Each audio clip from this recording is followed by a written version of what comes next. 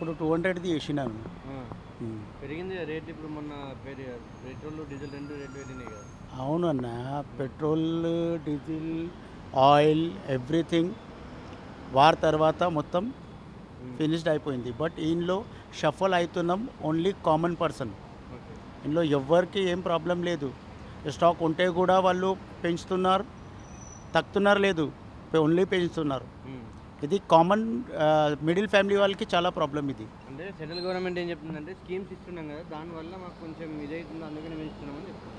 Central government scheme ఇస్తుంది, ఉన్న వాళ్ళకి ప్రాబ్లం లేదన్నా. ఎవరు డైలీ బతుకోవాలంటే ఎట్లా, ఆయనకే ప్రాబ్లం. ఓకే. ఇది గవర్నమెంట్ది, ఇది పెట్రోల్ది, డీజిల్ది, ఇదే ప్రాబ్లం. ఇంకా ఫుడ్ ఆయిల్ కూడా అదే ప్రాబ్లం పెడుతుండు వీడు మనోడు.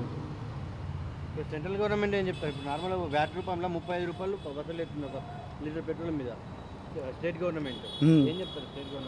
స్టేట్ గవర్నమెంట్ కోసం మనం ఒక్కటే మాట చెప్తాం, కామన్ మనిషికి ఎట్లా కంఫర్ట్ జోన్లో ఉంటారు అది చూడండి.